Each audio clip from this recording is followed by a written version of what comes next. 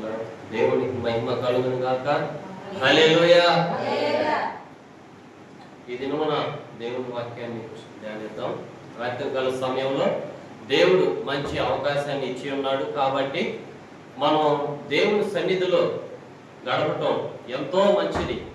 చాలా మంది పోగొట్టుకుంటూ ఉంటారు, కానీ దేవుని సన్నిధికి వచ్చి దేవునితో మాట్లాడటం అనేది చాలా ధన్యత. హల్లెలూయా. రాత్రి నా జీవితంలో దేవుడు నాతో మాట్లాడబోతున్నాడు.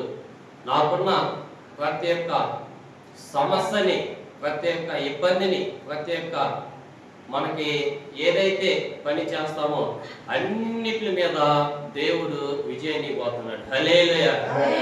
కాబట్టి రాత్రికాల సమయంలో చిన్న ప్రార్థన చేసుకొని దేవుని వాక్యాన్ని ధ్యానం చేసుకున్నాం. ప్రార్థన. పరిశుద్ధుడా, నీకు వందనాలు, స్తోత్రాలు తండ్రి. అయా ప్రభా, ఈ అల్పుడైన చిన్న దాసుని ప్రభా నువ్వు నిలబెట్టి ప్రభా, అయా తండ్రి ప్రభా, కేవలం నేను నిమిత్తం మాత్రమే తండ్రి. అయా నడిపించేది పరిశుద్ధాత్మదేవ నీవే తండ్రి, మాట్లాడేది నీవే యేసయ్యా. నీ ప్రజలకి ఏదైతే అవసరతగా ఉందో తండ్రి, అయా నాకైతే తెలియదు, కానీ యేసయ్యా నీకు మాత్రం తెలుసు నాయన. నీవే మాట్లాడమని వాక్యం తండ్రి. ఒక్కొక్క హృదయాలు ప్రభా, లూదియ హృదయాన్ని తెరిచినట్లుగా తండ్రి, అయా ప్రభా ఎక్కడ కూర్చున్న ప్రతి ఒక్క కుటుంబం, ప్రతి ఒక్క వ్యక్తి హృదయాలు తెరవబడేలాగా ప్రార్థన చేస్తున్నాం తండ్రి. నీవే కృప చూపించి బలమైన ప్రభా నీ మాటలు అందింప చేయమని, అద్భుతాన్ని చేయమని తండ్రి యేసయ్య పరిశుద్ధ నామమున అడిగి వేడుకొని ప్రార్థించి పొందుకునే నామము మా తండ్రి. ఆమేన్. దేవుని వాక్యాన్ని చదువుకుందాం. మనం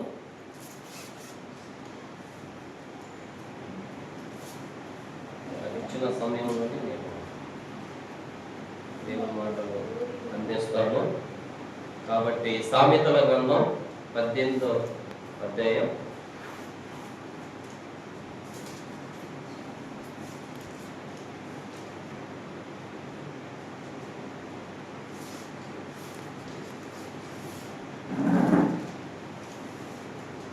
21వ వచనం.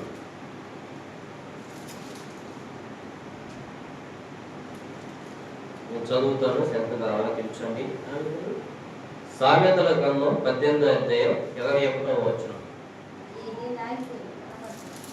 జీవ మరణములు నాలుక వశము, దాని యందు ప్రీతిపడువారు దాని ఫలము తిందము. హల్లెలూయా. ఈ రోజు నా ధ్యానించుకునే అంశం ఏంటంటే నాలుక గురించి. జీవ మరణంలో నాలుక వశము. అయితే మనం ఒక వాక్యాన్ని చదువుకొని మనం ముందుకి కొనసాగాలని మనం చేసుకుంటున్నాను. యాకోబు పత్రిక 3వ అధ్యాయం 5వ వాక్యం చదువుకుందాం.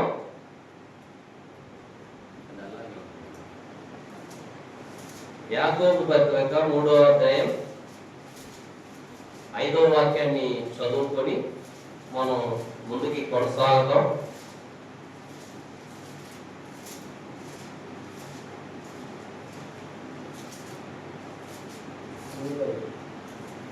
యాకోబు పత్రిక 3:5వ వాక్యం. అలాగనే నాలుగు కూడా చిన్న అవయవమైన బహుగా అదిరిపడదు. హల్లెలూయా. ఎంత కొంచెము నిప్పు ఎంత విస్తారమైన తగలబెట్టు. నాలుక అగ్ని అయి నాలుక మన అవయములో ఉంచబడిన పాప ప్రపంచమైన సర్వ శరీరములకు మాలిన్యము కలుగు చేయొచ్చు. చాలు. హల్లెలూయా. ఈ నాలుక చిన్న అవయవమే, మన దేహంలో చిన్న అవయవమే. అయితే ఈ నాలుక ఏం చేస్తుంది? చిన్న నిప్పుగా ఏం చేస్తుంది? విస్తారమైన అడవిని తగలబెడుతుంది. అయితే ఈ నాలుక చిన్నదే కాబట్టి ఈ నాలుకని మనం ఎలా ఉపయోగించాలి, ఏ మాటలు పలకాలి? అయితే ఇది ఏం చేస్తుందంట? చిచ్చు పెడుతుందంట. అంటే చిన్న నాలుక చిచ్చు పెడుతుంది. ఈ చిచ్చు పెట్టే నాలుక ఎన్నో విధములుగా చిన్న అగ్ని విస్తారమైన అగ్నిని ఎలా తగలబెడుతుందో ఈ మన నాలుక ఒక కుటుంబాన్ని తగలబెడుతుంది. హల్లెలూయా. అంటే ఈ నాలుక చిన్నదే కానీ చాలా ప్రమాదకరం. అందుకని మనం ఏం చేయాలంటే ఈ నాలుగుతో చాలా మంది వ్యర్థమైన మాటలు పలుకుతూ ఉంటారనమాట. ఈ నాలుగుతో ఒకరినొక గొడవలు రైపేలాగా ఈ నాలుగు చేస్తూ ఉంటుంది. ఇదే నాలుక కుటుంబాల్లో చిచ్చు పెడతా ఉంటది. ఇదే నాలుక అన్నదమ్ముల మధ్య ఐక్యత లేకుండా చేస్తుంది. ఇదే నాలుక భార్య భర్తల మధ్య సమాధానం లేకుండా చేస్తుంది. అంటే ఒక కుటుంబాన్ని తగలబెడుతుంది ఏంటి? ఒక కుటుంబంలో చిచ్చులు పెట్టేదేంటి? మన నాలుకే. కాబట్టి ఈ చిన్న అవయవము ఈ కుటుంబంలో తగబడిపోయి, అంటే మనం మాట్లాడే విధానం ఎలా ఉంటుంది, మనం మాట్లాడే మాటలు ఈరోజు ఈ రాత్రికాల సమయంలో ఈ నాలుగుతో మనం ఎలాంటి మాటలు మాట్లాడాలి, ఈ నాలుగుతో ఎలాంటి మాటలు మాట్లాడకూడదు అనేది మనం ధ్యానించుకుందాం. కాబట్టి మనం ముందుకు కొనసాగుదాం. కీర్తనల గ్రంథం 120వ అధ్యాయం 2వ వాక్యం ఇలా సెలవిస్తుంది అనమాట. కీర్తనల గ్రంథం 120వ అధ్యాయం 2వ వచనం.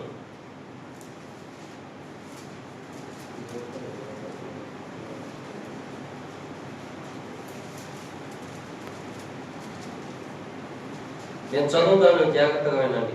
యెహోవా అబద్ధమాడు పెదవుల నుండి, మోసకరమైన నాలుక నుండి నా ప్రాణంలో విడిపించును. హల్లెలూయా. అంటే అబద్ధమాడే నాలుక ఇది, మోసం చేసే నాలుక. అంటే ఈ నాలుక అబద్ధాలాడిద్ది, మోసం చేసిద్ది. అంటే ఇతరులను మోసం చేయటం, అబద్ధాలు ఆడటం, అక్కడ మాటలు ఎక్కడో, ఇక్కడ మాటలు అక్కడ మోసుకెళ్ళటం, అంటే ముసలమ్మ ముచ్చట్లు, అంటే ఈ ఇంటి మాటలు ఆ ఇంటికి, ఆ ఇంట్లో మాటలు ఈ ఇంటికి, వ్యర్థమైన మాటలన్నీ మోసుకెళ్ళటం. అంటే ఈ నాలుక ఏం చేస్తుంది? అబద్ధం ఆడిస్తుంది. Praise the lord. అంటే ఈ నాలుక అబద్ధముల నుంచి మరి ఈ అబద్ధాలాడే నాలుకని మరి ఎలా మనం మాట్లాడాలి, ఈ అబద్ధాల నుంచి ఎలా విడిపించబడాలి అంటే ఈ అబద్ధాలాడే నాలుక ఒక కుటుంబాన్ని తగలబెట్టేస్తుంది. అంటే అబద్ధానికి జనకుడు ఎవరు? అపవాది. అబద్ధాలు ఆడిచ్చేది ఏ వ్యక్తి? అపవాదే. అంటే ఈ రోజున ఈ నాలుగుతో అబద్ధాలు ఆడుతూ ఉంటాం. ఇదే నాలుగుతో అక్కడ మాటలు ఎక్కడ, ఇక్కడ మాటలు అక్కడ, కుటుంబంలో కలహాలు రేపే మాటలు, కుటుంబాల్లో విభేదాలు తెచ్చే మాటలు, కుటుంబాల్లో సమాధానం లేని మాటలు, కుటుంబాల్లో ఐక్యత లేకుండా చేసే మాటల వల్ల అదే ఈ నాలుక ఒక కుటుంబాన్ని పాడు చేస్తుంది. ఈ రోజుల్లో ఒక కుటుంబం పాడు చేస్తుంది, ఒక కుటుంబం పాడైపోతుంది. అపవాది మా కుటుంబంలో పనిచేస్తుంది, అపవాది మమ్మల్ని ఇబ్బంది పెడుతుంది, అపవాది మమ్మల్ని చాలా నష్టాల్లోకి తీసుకెళ్తుంది అని అంటున్నాం. కానీ ఈ రోజున మన అవయవంలో, మన బాడీలో ఉన్న ఈ నాలుక చిన్నదే, కానీ ఎలాంటిది? అది అదిరిపాటు పడుతుంది. యాకోబు పత్రికలో మనం చూస్తాం, అదిరి పడతా ఉంటది. అంటే మోసం చేసే నాలుక ఇది. అప్పుడప్పుడు అదిరి పడతా ఉంటాం. మానవ నైజం ఏందయ్యా అంటే అన్ని ఉన్నప్పుడు చాలా మంది నాకేముందలే అని అదిరి పడతా ఉంటారు. ఏదైనా నా దగ్గరికి వస్తుంది, ఏదైనా చేయగలుగుతాం అని మాట్లాడిచ్చేది నాలుకే. ఇప్పుడు నేను వెళ్ళిపోయిన తర్వాత నా గురించి బ్యాడ్ గా మాట్లాడిచ్చేది నాలుకే, నా గురించి మంచిగా మాట్లాడిచ్చేది నాలుకే, మోసం చేసేది నాలుకే. చాలా మంది వారి నాలుకలు ఎలా ఉపయోగించుకోవాలి, ఎలా ఉపయోగించుకోకూడదు. అయితే నేను 4 విషయాలు చెబుతాను. ఇదే నాలుక చిచ్చులు పెడుతుంది, ఇదే నాలుక అబద్ధం ఆడిస్తుంది. అయితే మరి ఈ నాలుక మోసకరమైన మాటల వల్ల, మోసకరమైన మాటలు ఇతరుల్ని మోసం చేయటం, ఇతరుల్ని అన్యాయంగా ఇబ్బంది పెడతాం, ఇదే నాలుక చేస్తుంది. అయితే దావీదు భక్తుడు అంటాడు, కీర్తన 15వ అధ్యాయం 3వ వాక్యంలో ఇలా మనం సెలవిస్తుంది అనమాట. ఇదే నాలుగుతో మనం ఏం మాట్లాడాలి? ఇప్పుడు దాకా చెడు మాట్లాడుతూ ఉంటుంది. ఇదే నాలుక ఇబ్బంది పెట్టి, చిచ్చులు పెట్టి, గొడవలు అయిపోయే నాలుక. మరి భక్తుడు ఎలాంటి మాటలు పలకాలో మనకు సెలవిస్తుంది. 15వ అధ్యాయం 3వ వాక్యం ఇలా సెలవిస్తుంది, అట్టి వాడి నాలుకతో కొండెములాడు, తన చెలికానికి కీడు చేయడు, తన పొరుగువాడి మీద నింద మోపడు. Praise the lord. హల్లెలూయా. అంటే నింద మోపడు. మంచి వ్యక్తి ఏంది? మంచి మాటలు మాట్లాడే వ్యక్తి నిందను మోపడు, ఇతరుల మీద అబద్ధ సాక్ష్యం పలకడు, ఇతరుల మీద అబద్ధాల మాటలు, మోసం చేసే మాటలు పలకడు. అంటే మోసం చేసేది అపవాది, అయితే మరి మోసం చేయకుండా ఉండేది దేవుని ప్రేమ కలిగిన వ్యక్తులు. దేవుని ప్రేమ ఉన్న వ్యక్తులు ఈ నాలుగుని ఏం చేస్తారు? గుండెములాడరు, అబద్ధాలు చెప్పరు, ఎలా పడితే అలా మాట్లాడరు. ఒక్కొక్క వాక్యాన్ని మనం చదువుకున్నాం. అదే కీర్తన గ్రంథంలో మనకి ఇలా సెలవిస్తుంది. 119 కీర్తన 172 వాక్యం ఇలా సెలవిస్తుంది అనమాట. 119, 172.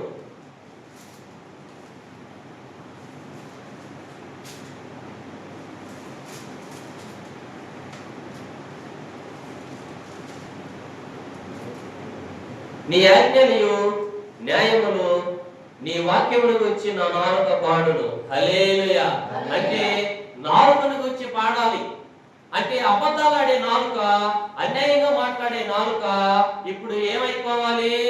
దేవుని వాక్యాన్ని గురించి మాట్లాడాలి, దేవుని నీతిని గురించి మాట్లాడాలా, దేవుని న్యాయాన్ని గురించి మాట్లాడాలా, మంచే పలకాల, ఇతరులతో సహవాసం మంచి మాటలే మాట్లాడాలా. మనం పొలంలో ఉన్నా, మనం పని చేసుకుంటున్నా, ఏ పని చేసుకుంటున్నా, ఎక్కడున్నా గానీ మంచి మాటలు పలకాల.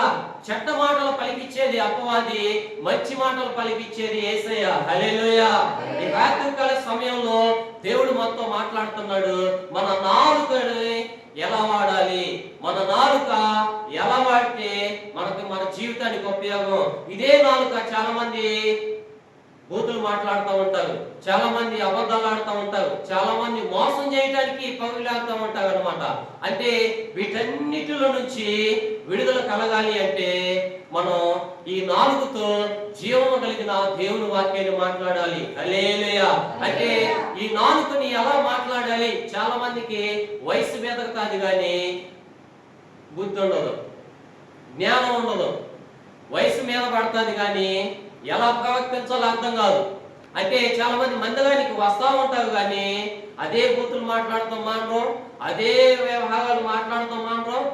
మన ఇంటి పక్కలతో ఎలా మాట్లాడాలి అంటే రక్షణ పొందక ముందు మనం ఎలా మాట్లాడుతున్నాం, అపవాదికి సంబంధించిన మాటలు మాట్లాడుతున్నాం. రక్షణ పొందుకున్న తర్వాత ఎలాంటి మాటలు మాట్లాడాలి అంటే జీవం కలిగిన దేవుని మాటలే మాట్లాడాలి. అంటే ఇప్పుడు బూతులు మాట్లాడి రక్షింపబడ్డ తర్వాత అన్యాయం చేయడానికి, లేకపోతే ఇతరుల మీద చాడీలు చెప్పడానికి, ఇతరుల మీద కొండెమల మాటలు మాట్లాడటానికి, వీటన్నిటికి వాడేది లోకంలో ఉన్న వాళ్ళు వాడతారు. దేవుని నమ్ముకున్న వ్యక్తులు, రక్షింపబడ్డ వ్యక్తులు, సంఘంలో ఉన్న వ్యక్తులు, సంఘంలో సహవాసం చేసే వ్యక్తులు, దేవుని వెంబడించే వ్యక్తులు, ఒక గొప్ప మంచి మంచి అభిషేకం కలిగిన దైవజనులతో పాటు ఉన్న వ్యక్తులు, వాళ్ళని వెంబడించే వ్యక్తులు ఎలాంటి మాటలు మాట్లాడాలి? దావీదు ఎలాంటి మాటలు మాట్లాడుతున్నాడు? జీవము కలిగిన దేవుని మాటలు. హల్లెలూయా. అంటే మనము కూడా రక్షింపబడ్డాం, సంఘంలో చేర్చబడ్డాం, యేసు రక్తంలో కడగబడ్డాం, ఇక లోకంలో నుంచి వేవైపోయాము. ఇప్పుడు ఎలాంటి మాటలు మాట్లాడుకోవాలి? ఎలాంటి మాటల్లో ఉండాలి మనం? ఎలాంటి మాటల్లో ఉండకూడదు? ఇంతకుముందు పేతురు 3 సార్లు అబద్ధం ఆడాడు, 3 సార్లు బొంకాడు. పేతురు నువ్వు అబద్ధం ఆడతావంటే పేతురు అన్నాడు, యేసయ్య నువ్వు అబద్ధం ఆడతావు 3 సార్లు అంటే పేతురు అన్నాడు, అయ్యా నేను అసలు అబద్ధమే ఆడను అన్నాడు. దేవుని వెంబడేస్తున్నాడు. ఇప్పుడు మనం సంఘంలో ఉన్న వ్యక్తులమే, సంఘ కాంపౌండ్ వెంబడించే వ్యక్తులమే, దేవుని రక్తం చేత కడగబడ్డ వ్యక్తులమే, ఎలాంటి మాటల మధ్య ఉంటున్నాం? ఎలాంటి మాటలు మాట్లాడుతున్నాం? చాలా మంది రక్షింపబడ్డ వాళ్ళు కూడా మన చుట్టుపక్కలే ఉంటారు. రక్షణ పొందుకొని కూడా, బాగుమనసు పొందుకొని బలలో చేవేస్తా కూడా వాళ్ళు ఆ మాటల నుంచి, అంటే లోకంలో మాటలు మాట్లాడుతూ ఉంటారు, అపవాదికి సంబంధించిన మాటలు మాట్లాడుతూ ఉంటారు. అబద్ధాలు ఆడుతున్నామంటే అబద్ధానికి జనకుడు అపవాదే. అతనిలో అపవాది పనిచేస్తుందని గుర్తించాలా. అతనిలో అపవాది పనిచేస్తుంది. దేవుని వాక్యాన్ని మాట్లాడాలా పరిశుద్ధులు. యేసు రక్తంలో కడగబడ్డ వ్యక్తి పరిశుద్ధులమే. కానీ జీవము కలిగిన దేవుని వాక్యాన్ని ఇతరులకి పంచుతున్నావా? మనం పొలంలో ఉన్నా, పని చేసుకుంటున్నా, చాలా మంది ఈ కాలంలో ఎక్కడున్నా కానీ దేవుని పిల్లలు ప్రత్యేకించబడ్డ వాళ్ళు. హల్లెలూయా. అలాగే అపోస్తలుల కార్యాలు 2వ అధ్యాయంలో ఇంతకుముందు పేతురు బొంకాడు, ఇంతకుముందు పేతురు అబద్ధాలు ఆడాడు, ఇంతకుముందు పేతురు వ్యర్థమైన మాటల మధ్య, వ్యర్థమైన స్థలాల్లో ఉండకూడని స్థలాల్లో, వ్యర్థమైన చోట్ల ఉండకూడని చోట్ల ఉంటూ మాట్లాడిన మాటలు మాట్లాడుతూ తన జీవితాన్ని సరి చేసుకోలేకుండా ఒక వ్యక్తి వచ్చేస్తున్నాడు. దైవజనుడు, గొప్ప దైవజనుడు మోషే ఉన్నప్పుడు ఒక వ్యక్తి శపించడానికి వస్తున్నాడు. ఇదే నాలుగుతో శపించడానికి వచ్చేస్తా, అయితే తన స్నేహితుడి మాట విని ఇతను శపించడానికి వస్తున్నాడు. బాలాకు మాట విని బిలాము ప్రవక్త శపించడానికి వస్తున్నాడు. Praise the lord. హల్లెలూయా. నా వైపు చూడండి చెప్పేటప్పుడు, ఎందుకంటే ఈ చిన్న మాటలో దేవుడు ఈ రాత్రి మన జీవితంలో అద్భుతాన్ని చేయాలనుకుంటున్నాడు. హల్లెలూయా. కాబట్టి ఈ మాటలు చాలా శ్రద్ధగా వింటే మన జీవితానికి ఉపయోగపడితే ఏదో ఒకటి మనం మన జీవితాలు మార్చుకోవడానికి మనకు అవకాశం ఉంటుంది. కాబట్టి అయితే ఒక వ్యక్తి ఇదే నాలుగుతో శపించడానికి వస్తున్నాడు, కానీ శపించలేకపోతున్నాడు. అంటే మనం ఇతరుల్ని వ్యర్థమైన మాటలు మాట్లాడతాం, శపించాలని అనుకుంటాం, కానీ అతను దేవుడు నమ్ముకున్న వ్యక్తి. నువ్వు శపించడానికి మనకి హక్కుడు. ఇతరులు మనం నిందించడానికి మనకు హక్కు లేదు. ఇతరుల్ని మన నాలుగుతో వ్యర్థమైన మాటలు పలకడానికి మనకు అధికారం లేదు. కాబట్టి ఇప్పుడు అబద్ధాలు ఆడి అబద్ధపు మాటలు పలికించి వ్యర్థమైన మాటలు, ముసలమ్మ ముచ్చట్లు, అటు ఇటు తెగమొట్లు వేసే మాటలు, ఇవన్నీ మాట్లాడేది లోకంలో ఉన్న వ్యక్తులు మాట్లాడతారు. అదే ఆ తర్వాత లోకం నుంచి వేరు చేయబడ్డ వ్యక్తులు అపోస్తలుల కార్యాలు 2వ అధ్యాయంలో మనం చూస్తాము. అపోస్తలుల కార్యాలు 2వ అధ్యాయంలో 3వ వాక్యం మనం చదువుకున్నట్లుగైతే, అగ్ని జ్వాలల వంటి నాలుకలు విభాగింపబడి నట్టుగా వారికి కనబడి వారిలో ఒక్కొక్కడి మీద వారగా అందరూ పరిశుద్ధాత్మతో నిండిన వారై ఆ ఆత్మ వారికి వాక్కు శక్తిని అనుగ్రహించిన కొలది అన్ని భాషలతో మాట్లాడసాగి, అంతకు ముందు దాకా పేతురు అబద్ధాలాడాడు, అంతకు ముందు దాకా వ్యర్థమైన మాటలు పలికాడు, ఇప్పుడు టోటల్ గా యేసయ్య బాగు చేస్తున్నాడు. హల్లెలూయా. ఎప్పుడైతే పరిశుద్ధాత్మ దేవుడు ఆ నాలుక మీద వాలాడు, పరిశుద్ధాత్మ దేవుడు వాళ్ళ నాలుకల మీద వాలినప్పుడు అబద్ధాలు పోయినాయి, వాళ్ళ నాలుకల మీద వాలినప్పుడు వ్యర్థమైన మాటలు ఆగిపోయినాయి, వాళ్ళ నాలుకల మీదకి పరిశుద్ధాత్మ అగ్ని వచ్చినప్పుడు ముసలమ్మ ముచ్చట్లు ఆగిపోయినాయి. ఈ రాత్రి కాల సమయంలో వ్యర్థమైన మాటలు మాట్లాడే వ్యక్తి, వ్యర్థమైన ఆలోచనలు తలంపులతో మాట్లాడే వ్యక్తి, అబద్ధాలు మాట్లాడే వ్యక్తి, కొండలు మాట్లాడే వ్యక్తి, పరిశుద్ధాత్మ అగ్ని దిగునుగాక నాలుక మీద. హల్లెలూయా. అంటే పరిశుద్ధాత్మ అగ్ని వచ్చినప్పుడు దైవముగా జీవం కలిగిన వాక్యాన్ని మాట్లాడుతున్నారు, దైవముగా జీవం కలిగిన మార్గాల్లోనే నడుస్తున్నారు, దైవముగా వాళ్ళు నిలబడుతున్నారు. ఈ పరిశుద్ధాత్మ అగ్ని మన నాలుకల మీదకు వచ్చినప్పుడు మనం దైవముతో దేవుడు నిలబెడతాడు. హల్లెలూయా. కాబట్టి రాత్రికాల సమయంలో మన నాలుకని మనం ఎలా వాడాలంటే, మనం వ్యర్థమైన మాటల్లో ఉండకుండా జీవము కలిగిన దేవుని వాక్యానికి ప్రాధాన్యత ఇస్తూ అపోస్తులు అలాగే పనిచేశారు. అపోస్తులు ఇంతకు ముందు అవకతవకలుగా ఉన్నా గాని తర్వాత పరిశుద్ధాత్మ అగ్ని వచ్చినప్పుడు వారు మాట్లాడే విధానం మారిపోయింది, వారు చూసే విధానం మారిపోయింది, వారు నిలబడే విధానం మారిపోయింది. వాళ్ళకి ధైర్యాన్ని ఇచ్చాడు పరిశుద్ధాత్మ దేవుడు.